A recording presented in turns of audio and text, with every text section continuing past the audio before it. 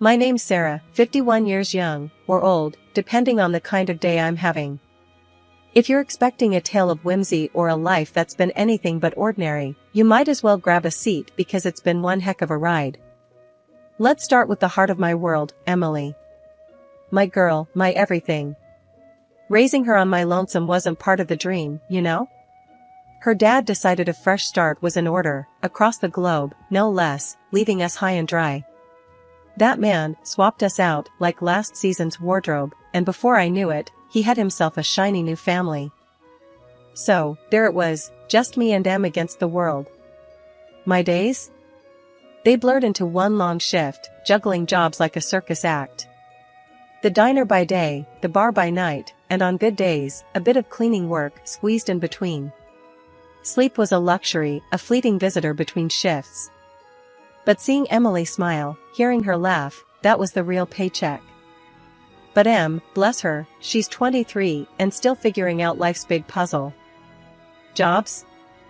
She's had more than a few, but none stuck.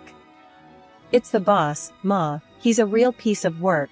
Or, I can't deal with customers, they're all insane. Excuses as colorful as a painter's palette. Each job ended with her back on our couch, phone in one hand, remote in the other. And me? I just couldn't stay mad at her. It's alright, Em. Something better will come along, I'd say, hiding the worry gnawing at my gut. Because that's what you do when you love someone, you wear the world's troubles so they don't have to. One particularly rough day, after a double shift that had me more bone than flesh, I came home to find Emily sprawled on the sofa, a mess of job application forms scattered around like confetti. Hey, Ma, she greeted without looking up, her attention glued to the TV screen. Hey, kiddo. Anything bite today? I asked, shedding my coat and the weight of the day. She shrugged, a gesture I knew all too well. Nah, it's all crap. Why bother? They don't want to pay a living wage anyway. I sighed, a mix of exhaustion and frustration brewing. Em, we talked about this. You gotta start somewhere, right? Can't be picky in times like these. Whatever, Ma. It's easy for you to say. You're used to busting your back for peanuts, she fired back, her words sharp like a knife. That stung.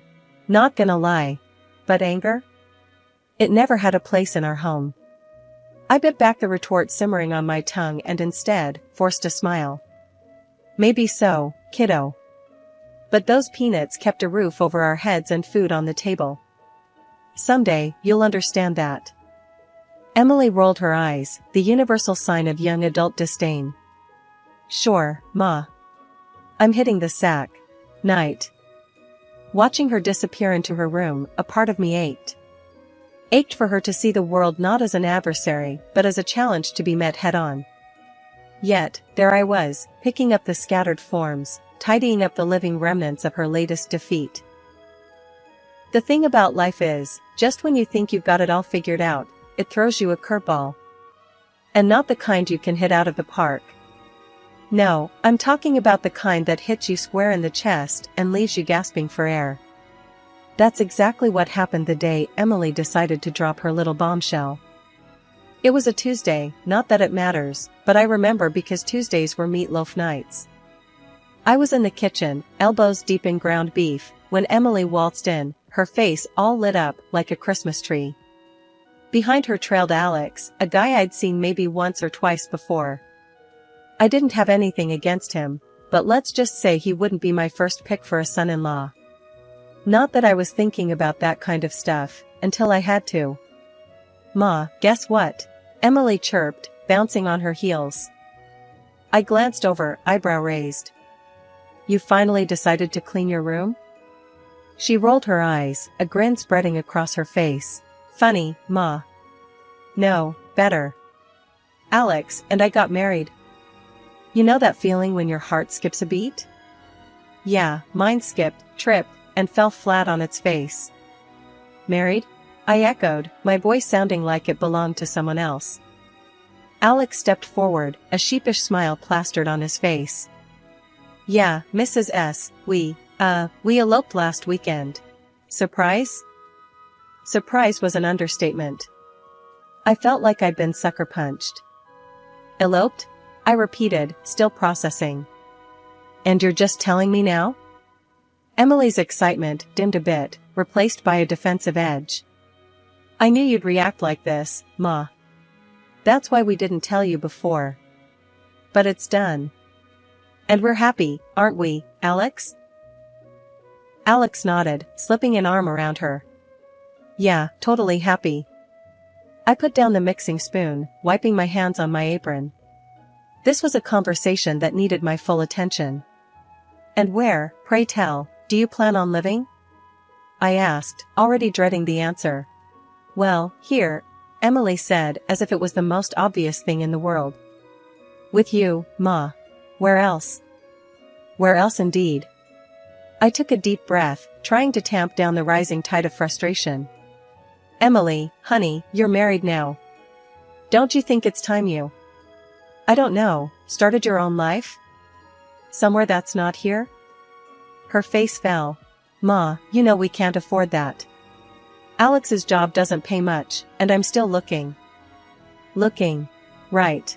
The eternal job hunter. I looked from her to Alex, who seemed content to let Emily do the talking. Something about the set of his jaw irked me, the way he seemed to assume this was all fine and dandy. Look. I started, trying to keep my voice even. I love you, Emily. You know I do. But this isn't what I wanted for you. For either of us. Emily's response was swift and sharp. What, Ma? You didn't want me to be happy? Is that it? No, of course not. I countered, feeling the conversation slip away from me. I thought you'd want more. That you'd strive for more. More what, Ma? More work? More nights alone? Thanks, but I'll pass on that. The conversation spiraled from there, each word more heated than the last. Alex tried to chime in, but he might as well have been a fly buzzing around a hurricane. This was between me and my daughter, and it was clear neither of us was going to budge. In the end, we called a truce, but the air remained thick with unsaid things. Alex moved in the next day, his belongings taking up space in a home that suddenly felt too small. I retreated into myself, wondering where I'd gone wrong, how my little girl had grown so far from the dreams I'd had for her. The day I found out about the cancer was the day my world flipped on its head. I'd been feeling off for a while, but cancer? That word felt like a freight train hitting me at full speed.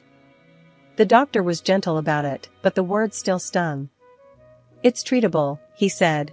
But you'll need to focus on your health, maybe even take some time off work. Work. My lifeline, the thing that kept us afloat all these years, and now I was being told to step back from it. I headed home, the weight of the diagnosis crushing me. The house was quiet when I got in, too quiet. Emily was in her room, probably lost in her phone, and Alex, well, Alex was Alex, doing whatever it was that he did. I needed them, needed their support, so I called them both to the living room. Guys, we need to talk. I started, my voice trembling despite my best efforts to sound strong. Emily looked up, her eyes wide. What's up, Ma? You look like hell. I sighed, not sure how to say the words. I've got cancer. I blurted out, the words feeling alien and heavy on my tongue. There was a moment of silence, and then Emily's face changed, but not in the way I'd hoped. Cancer? But, what does that mean, for, us? Her question caught me off guard. Well, it means I'll be going through treatment, and I had to quit my job to focus on getting better. The room went cold. Alex, who'd been silent until now, finally spoke up. Quit your job? How are we supposed to live, then? My job barely covers my stuff. I stared at them, disbelief washing over me. This was their concern? Not my health, not the battle I was about to face, but their comfort? Emily chimed in, her tone sharp. Yeah, Ma, how could you not think about us? What are we supposed to do now? The disappointment hit me like a second diagnosis. My own daughter, the girl I'd raised, sacrificed for, was more worried about her financial comfort than my fight for life. I thought you'd be worried about me, about what I'm going through, I said, my voice breaking. Well, of course, we're worried, Emily said, her voice softening just a touch. But we've got to be practical here. You can't just quit and expect everything to be okay. Alex nodded in agreement. Yeah, it's not just about you anymore. We've got to think about the future. The future. Their future apparently didn't include the possibility of me not being in it. I realized then what I'd done, or rather, what I hadn't done. I'd raised a daughter who saw me not as a person fighting for her life, but as a means to an end, a financial safety net. After weeks of harsh treatments, the hospital finally sent me home. I was a shell of my former self, hollowed out by radiation and chemotherapy, clinging to the hope that within the familiar walls of my home, I might find some solace, some shred of normalcy. But what greeted me was far from the support and care I had envisioned. The air at home had shifted, it was thick with tension, heavy with unspoken resentments. My daughter, Emily, and her husband, Alex, had taken to treating me more like an inconvenient guest than family. Their patience wore thin at the slightest provocation, their words sharp and cutting. One day, trying to make myself a cup of tea, my hands betrayed me, trembling from the weakness that had become my constant companion. The mug slipped, shattering on the floor, with a sound that seemed to echo my own fragility. The crash brought Emily storming into the kitchen. Seriously, Ma? Can't you do anything right? Look at this mess. Her words were like daggers, and I stood there, mute, the shards of the broken mug mirroring the pieces of my heart. I'm sorry, Em. I didn't mean to. My apology was cut short by Alex's voice, barely a whisper yet loud enough to carry his disdain. How tired you are, you sick old woman. Their words, sharp and unforgiving, were a far cry from the care I had hoped for, the love I thought we shared. Each day was a battle, not against the cancer that ravaged my body, but against the coldness that had taken root in my own home. I moved through the days and a days, my every action, every sound, seemingly an annoyance to them. Asking for help became an exercise in humiliation. Em, could you help me up? I'd ask, reaching out for support. The response was always the same, a huff of irritation, a reminder of her own priorities. And so there are plenty of things to do, and you too, she'd snap, leaving me to fend for myself. Night after night, I cried myself to sleep, the sound of my sobs a solitary lament in the silence of the house. I was a burden, a nuisance in my own home, my presence an unwelcome reminder of the fragility of life. Due to constant stress, my health deteriorated, and I was admitted to the room again. After weeks of silence and solitude in the hospital, the last person I expected to see was Emily. Her visits had become as rare as a cool breeze in a heat wave, and yet, there she was, standing at the foot of my hospital bed, looking every bit as uncomfortable as I felt surprised. Hey, Ma, she started, avoiding my gaze. How you feeling? The casualness of her question, as if she'd been by my side all along, stung. Been better, I replied, my voice raspy from disuse. What brings you here, Em? Finally decided to check on your old mother? She fidgeted, looking anywhere but at me. Yeah, well, there's something we need to talk about. It's about the house. The house. My sanctuary, the only legacy my grandmother left me, and our only real home. A lump formed in my throat. What about it? Emily finally met my gaze, her eyes hard. Alex and we've been talking, and we think it's best if you transfer the house to us. Legally, I mean. I couldn't believe what I was hearing. Transfer the house? To you and Alex? Why on earth would I do that?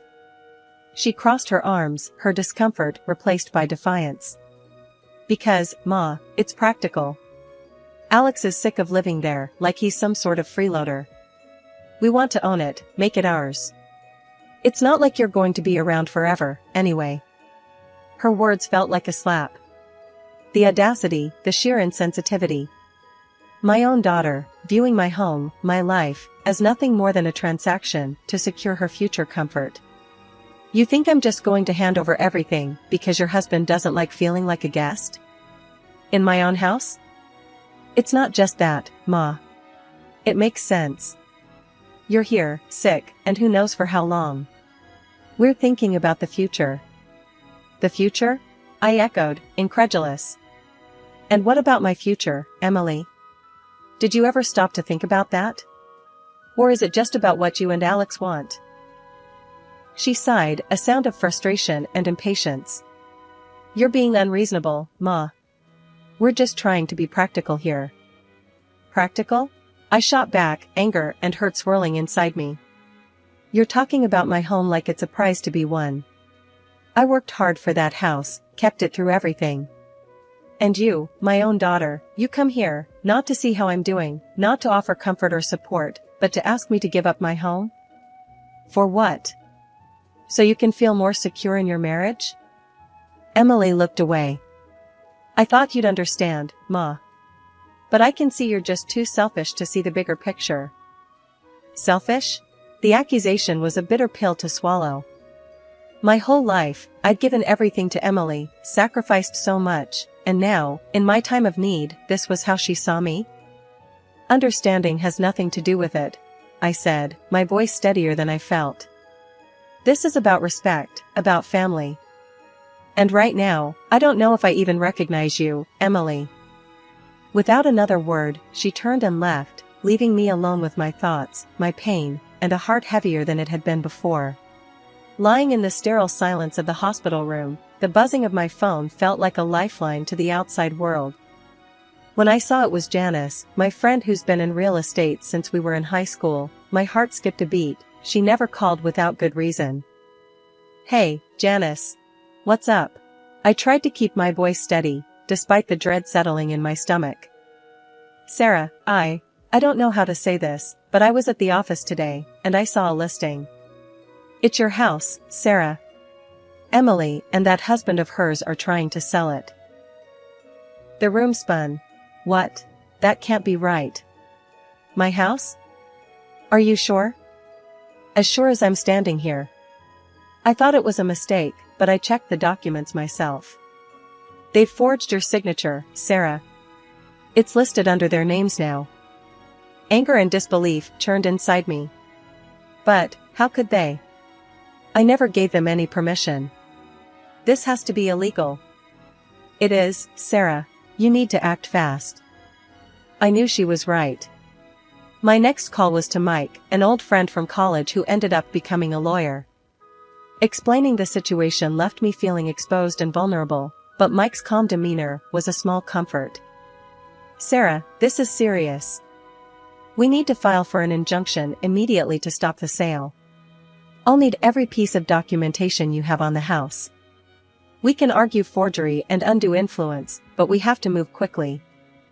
Okay, Mike. I'll get you everything. I can't believe Emily would do this to me. To her own mother. It's unfortunate, but let's focus on protecting what's yours. I'll start the paperwork. Hang tight, Sarah.